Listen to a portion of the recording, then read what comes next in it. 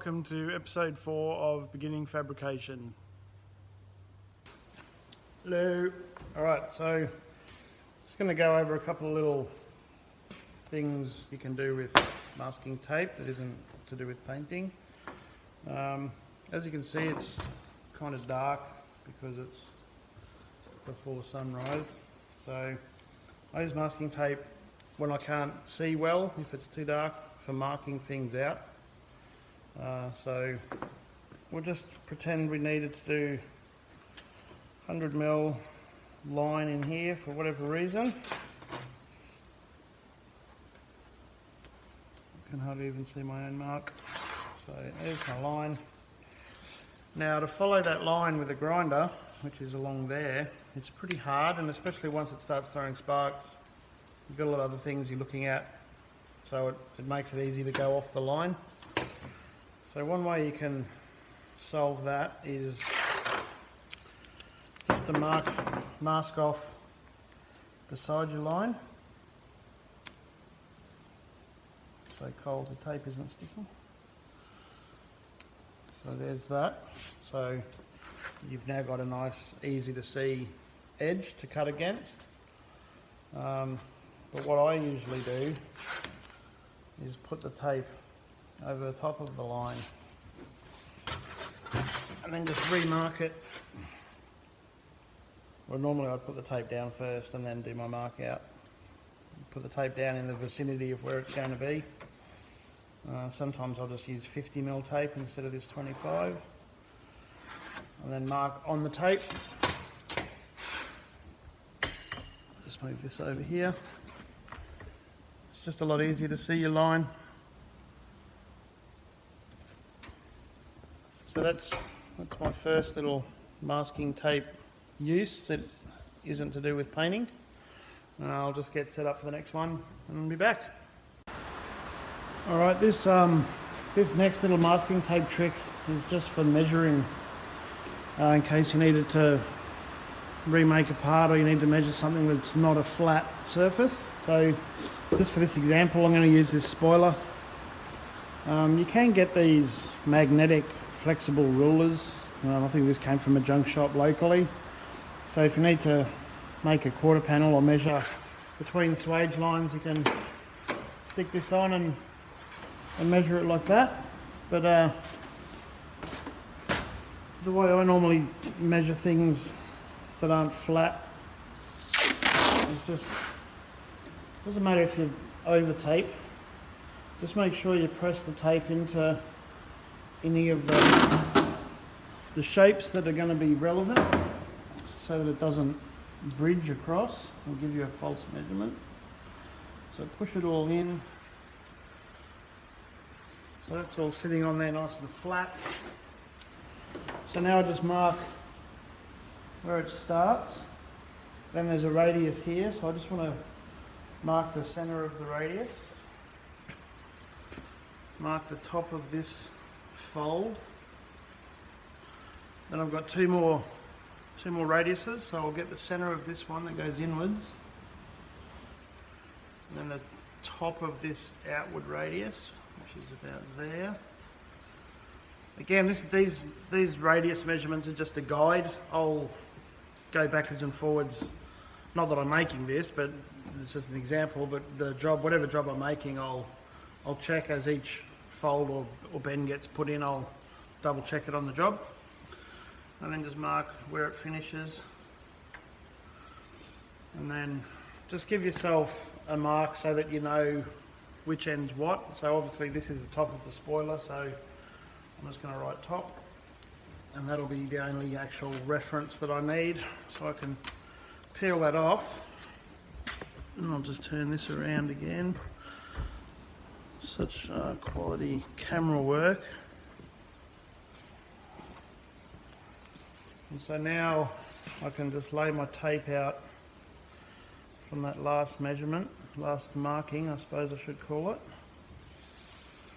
And then I can mark where the top is. And you can then get a ruler .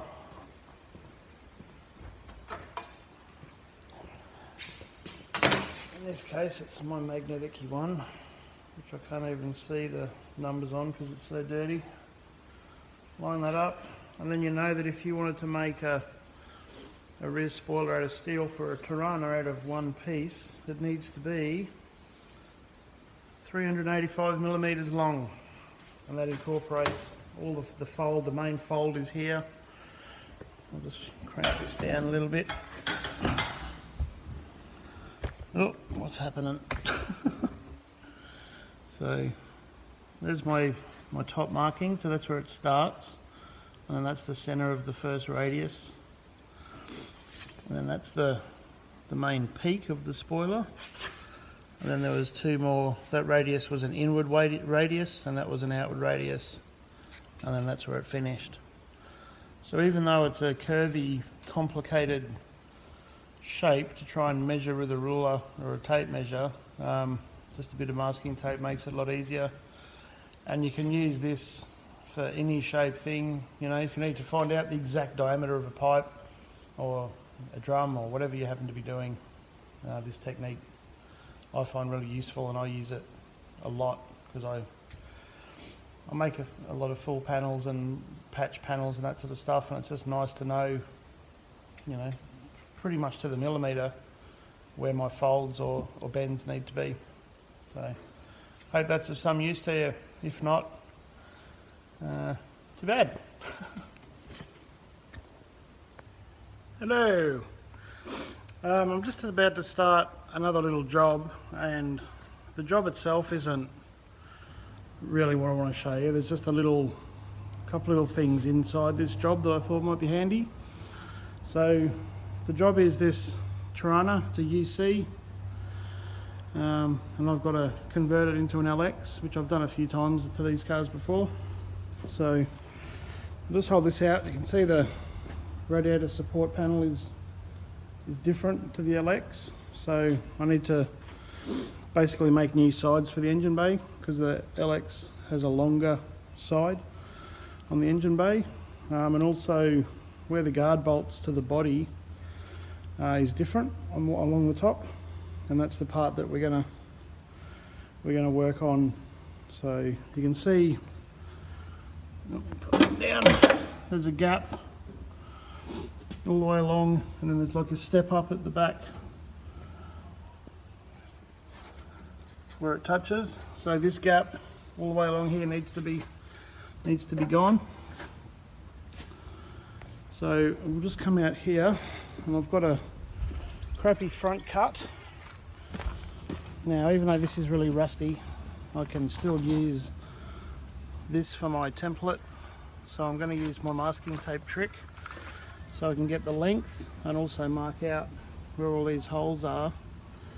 And the thing that we're going to be looking at making, I don't know if you can see these recesses around the holes, because that's where they had a speed nut. I don't know if you can see it, I can't see it. One of these things anyway. So we're going to look at making these recesses in two different ways. So I'll get some stuff sorted out and I'll be back in a minute. Okay, so I cleaned the top edge of this because it was covered in mud and rust. And then I've done my masking tape mark out. So I've got firewall end, and then this is where those little recesses and the holes are all the way down. I've also marked this edge, not that I really need to, but I just did anyway. And this has got front, and that's where it needs to stop, because I need to know exactly where these holes go so that the standard LX Tirana guards will just bolt on. So that's what I use this tape trick a lot. So now I can take this inside and put it on some metal and start making the piece, because for the rest of the measurements, like from here down, the overall length from there down, I can just use a ruler or a tape measure. And also things like where this has a, oh, what am I doing? Also where this has a bit of a bend in it, just there. You can see it sort of comes along and then it tapers down. I'll just use a ruler to measure that too. Okay, so I'm just in the process of marking out these Tirana engine bay parts. Now this piece of metal, I was going to make 3 scoops or 2 scoops out of this part. I've already made one, but I'm going to steal 1 scoop worth of metal to make these engine bay sides, just so I don't have to get another sheet of metal out right now. So this little thing that I'm going to say, which is I do a lot, if I've already marked out the measurements for my scoops. These are the sides, and then there's 500mm wide bit for the top.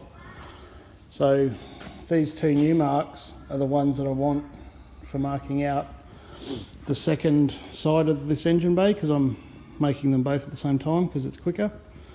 So if you do end up with all different marks about the place, when you go to cut or rule up everything, you can get confused. Well, I get confused sometimes as to which of the marks that I want, so I just circle the good ones.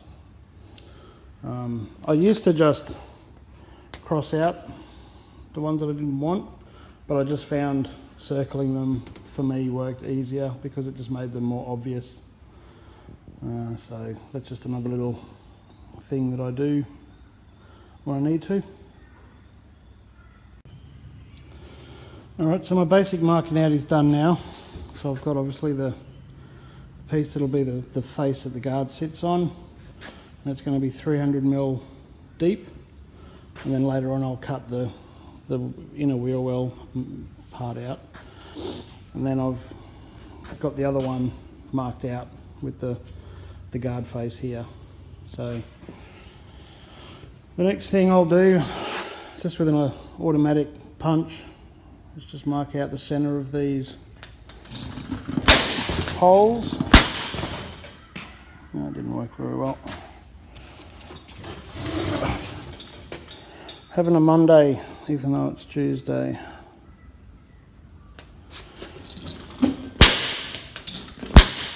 Okay. Plus it feels funny doing this with my left hand. The main reason I use this is because it transfers a good mark, and also it doesn't really damage the tape much, because I'm actually going to use the tape to mark the other side as well. But before I do that, I'm just going to go along with this and just do a mark on every one of these lines, so I can take the tape away, and then I've got a little mark to transfer back across where these lines were. And also this line here is actually where this ends up folding down, so that's why that line's there.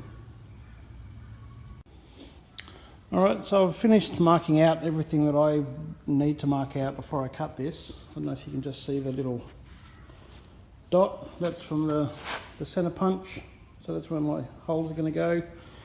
These lines are where those little recesses need to go.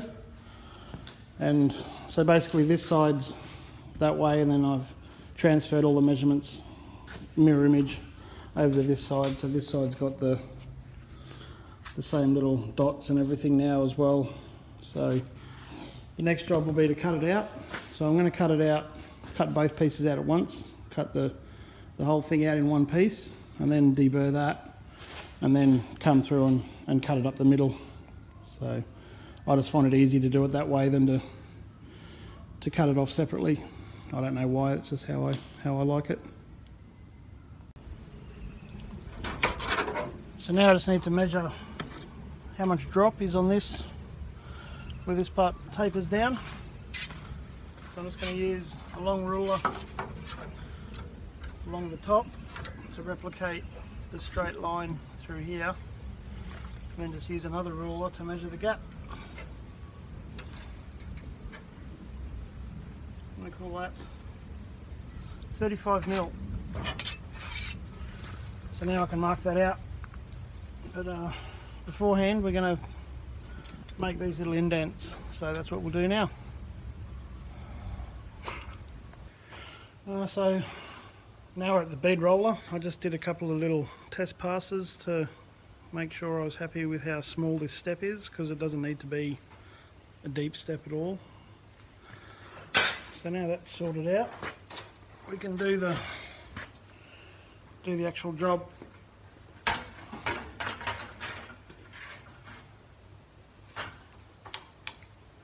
So my bead roller is a Metalman Tools bead roller, Australian mob. I've had it for a few years now and I'm really happy with it. There's plenty of different brands out there and I assume by now they're all pretty good, but I still like the Metalman Tools one, and Stuart's really good to deal with. Again, I'm not sponsored by him, unfortunately. Stuart, if you want to sponsor me, I'm more than happy to let you. But, I just like good Aussie product and good service. I'm not going to quite get that one in, so I'll have to do it. How can I do that one? I'll do it in a second. So that's one side of it done anyway, of each little recess. I don't know if you can see that. And then instead of swapping the tools over, I'm just going to come at it from the other side. So let's do that.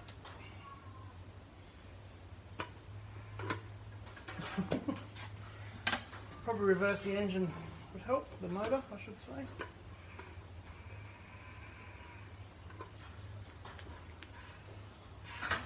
I always take note of how much I release the top die as well, so when I need to put it back I can put it in the same spot so that all of these are the same depth.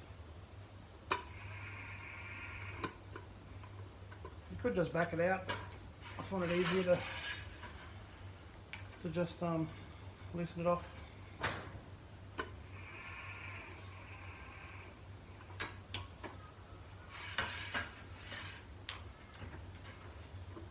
If you've got just a hand crank bead roller, this is still easy to do. It's even easier if you can get a mate to give you a hand to crank it. So that's it. Now I've done this before I've put the fold in, so it doesn't really matter that I've gone a bit over my line because the folder will take care of that. Well, that's the little area that the speed nut will clip in for the top guard bolts to bolt onto.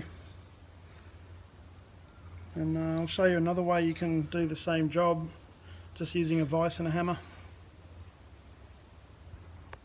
Hello. Alright, so we're going to use the vise and a hammer to do this other side. So I'm just going to open the vise so that it ends up the same width as my marks.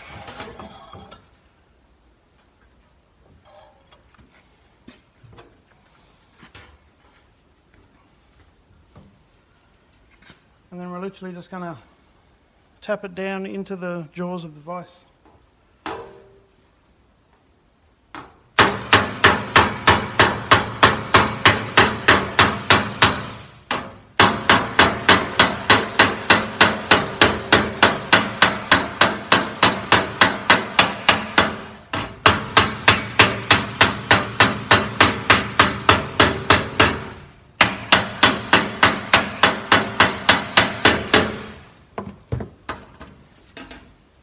Obviously it's not as pretty as a bead rolled thing, but it I mean, you can dolly it up a bit and make it prettier, but for now it's a good start. It can then be cleaned up with hammer and dolly to get it all flat and smooth. So I'll stop here guys, and then I'll do the rest of them and I'll be back. So they're both folded now with all their little recesses. So this one on this side is the one that we used the vise to do, and this one we used the bead roller. So you can see there's a difference, but it's still going to do the job if you don't have access to a bead roller. So that was all I wanted to really show with this whole exercise. It does come in handy for a lot of different reasons, so As long as you've got a vise and a hammer, you can bend metal. One of the reasons why I chose to make complete new side bits for this engine bay is because of all these lumps and bumps that I want to get rid of anyway. So by making a new side, it not only makes this top piece at the right position, it gets rid of all of this stuff in one go, and also where they meet here on the front end that's going to come onto this car, it comes out about here, so this isn't long enough either. So even though I've got to put this extra shape in for the headlight, and then I'll put another line in it here to step it out for the bonnet hinge, but that's still easier than chopping and changing and patching up that. So that's my reasoning. So I've just trimmed out the wedge out of the front of this engine bay side and put a few tacks on it just with the MIG. Once I'm 100% sure that I'm happy with the shape of it, I'll clean this up and TIG it from the outside. But it's just nice to have a few MIG spots on there to hold it all together, and it's easier for me to tack with the MIG than to use a TIG because I've only got two hands. Most people do, I would assume. Okay, so that's with these little rampy parts welded and sanded. So that's the top of this one, pretty well done. Still got to put another fold through here because then the bonnet hinge goes on that. But it's a good start, and I got to use my masking tape measuring trick at the start to measure all of the tops, and then I've got to show you about using the vise to beat these little recesses in for where the speed nuts clip on. So, fun times. Just a quick disclaimer for the Tirana people that know Tiranas. Yes, there is meant to be a hole at the front here, and there will be. Just at that front cut that I got the measurements from, this was all rusty, and so I couldn't get an accurate idea of where that goes, so I'll figure that out once I start putting all of the bits together on the car itself. Which isn't a bad habit to get into if you are trying to make something and there's not enough of it there. Just try and work around it as best you can. Don't assume anything because the factory tolerances weren't great to begin with. Well, you've made it through another episode. Thanks for watching, and I hope you managed to get something out of that, and I'll see you next time.